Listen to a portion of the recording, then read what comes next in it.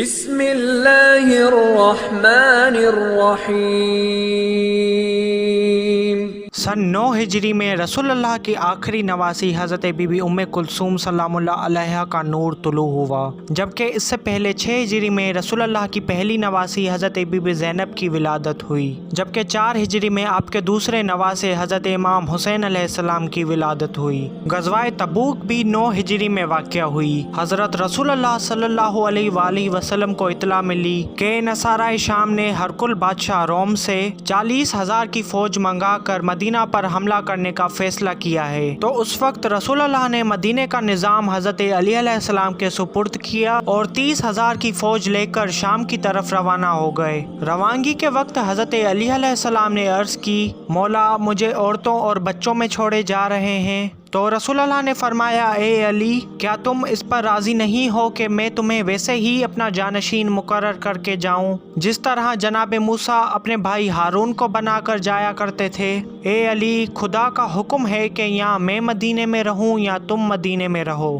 آپ روانہ ہو کر منزل تبوک پر پہنچے اور آپ نے وہاں دشمنوں کا 20 دن انتظار کیا، لیکن کوئی مقابلے کے لیے نہ آیا۔ دوران قیام دعوت اسلامی کا سلسلہ جاری رہا۔ بالآخر آپ مدینہ واپسی تشریف لائے۔ تبوک سے واپسی پر راستے میں ایک گھاٹی پڑتی تھی جس کا نام عقبہ تھا۔ یہ گھاٹی سواریوں کے لیے انتہائی خطرناک تھی۔ اندیشہ یہ تھا کہ کہیں اونٹ کا پاؤں پھسل نہ جائے اور حضرت رسول اللہ کو کوئی نقصان نہ پہنچے۔ اسی بنا پر اعلان کرا دیا گیا کہ جب تک رسول اللہ کا اونٹ گزر نہ جائے کوئی بھی گھاٹی کے قریب نہ آئے۔ حضرت رسول اللہ سوار ہوئے اور روانگی ہوئی۔ حذیفہ بن یمان نے مہار پکڑی اور عمار ہنگاتے ہوئے روانہ ہوئے۔ یہ حضرات سمجھ رہے تھے کہ نہایت پرامن طریقے سے سفر کر رہے ہیں، کیونکہ رات کا وقت تھا اور رسول اللہ کو پہلے ہی اطلاع ہو چکی تھی کہ ان پر جان لیوا حملہ ہونے والا ہے۔ اسی دوران آسمان سے بجلی چمکی اور ان کی نظر ایسے سواروں پر پڑی جن کے چہرے کپڑوں سے چھپے ہوئے تھے، اور اسی دوران انہوں نے رسول اللہ پر جان لیوا حملہ کر دیا۔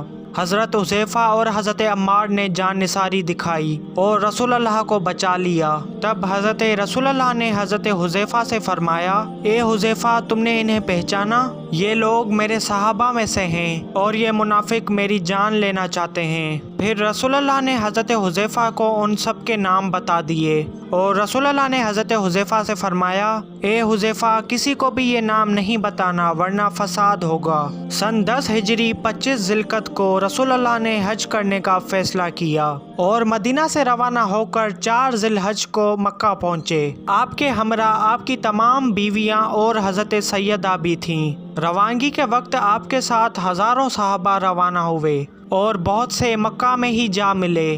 اس طرح آپ کے اصحاب کی تعداد 1,24,000 ہو گئی۔ حضرت علی علیہ السلام یمن سے مکہ پہنچے۔ تب رسول اللہ نے حضرت علی علیہ السلام سے فرمایا، تم قربانی اور مناسک حج میں میرے شریک ہو۔ اس حج کے موقع پر سارے لوگوں نے رسول اللہ کو خود اپنی آنکھوں سے حج کرتے ہوئے دیکھا اور رسول اللہ کے خطبے سنے۔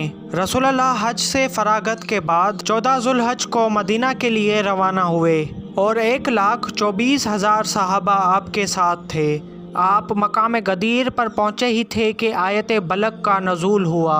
آپ نے صحابہ کو حکم دیا کہ پالان اشتر کا منبر بنایا جائے اور بلال کو حکم دیا کہ حیا علی خیر العمل کی آواز سے لوگوں کو بلائیں۔ جو قافلے سے آگے نکل گئے ان کو واپس بلایا گیا اور جو پیچھے آ رہے تھے ان کا انتظار کیا گیا۔ مجمع سمٹ آیا تو رسول اللہ نے ایک فصیح و بلیغ خطبہ دیا جس میں اللہ کی حمد و ثنا اور توحید کے بعد اپنی فضیلت کا اقرار کیا اور فرمایا کہ میں تم میں 2 گراں قدر چیزیں چھوڑ کر جا رہا ہوں جن کا دامن تھامو گے تو کبھی گمراہ نہ ہوگے، ایک قرآن اور دوسرے میرے اہل بیت۔ اس کے بعد آپ نے علی علیہ السلام کو منبر پر اپنے ساتھ بلایا اور علی علیہ السلام کا ایک ہاتھ پکڑ کر بلند کیا اور اتنا بلند کیا کہ سفیدی زیر بغل ظاہر ہونے لگی۔ پھر رسول اللہ نے فرمایا اللہ میرا مولا ہے اور میں مومنین کا مولا ہوں، اور جس کا میں مولا ہوں اس کے یہ علی بھی مولا ہیں، خدایا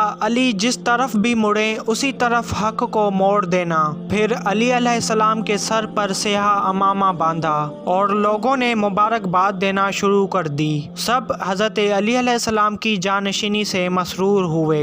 حضرت عمر نے بھی مولا علی علیہ السلام کو مبارک دی۔ اسی واقعہ کو ہی واقعہ غدیر کہتے ہیں، اور یہ واقعہ 18 ذوالحج سن 10 ہجری کو پیش آیا۔ بحران یمن میں ہی ایک مقام ہے، وہاں پر عیسائی رہتے ہیں اور وہاں پر ایک بڑا کلیسا تھا۔ رسول اللہ نے انہیں بھی دعوت اسلام بھیجی۔ ان عیسائیوں نے تحقیق حالات کے لیے اپنا نمائندہ عبد المسیح عاقب مدینہ بھیجا۔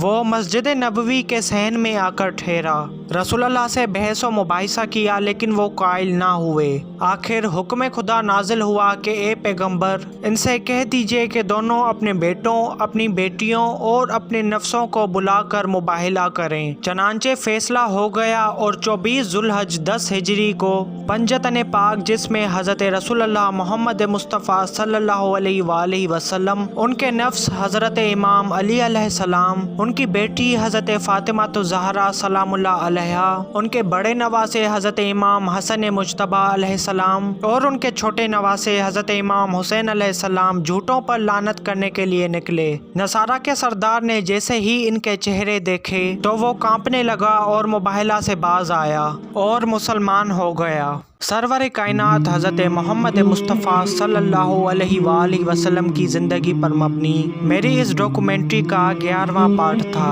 اور اس سے پہلے کے پارٹس آپ میرے چینل پر ملاحظہ کر سکتے ہیں۔ چینل سبسکرائب نہیں کیا تو میرے چینل کو لازمی سبسکرائب کریں اور یہ ویڈیوز دوسرے مومنین کو بھی شیئر کریں۔ اسی کے ساتھ اہل بیت راہ نجات سے شہباز حیدر کو دیجیے اجازت۔ اللہ حافظ۔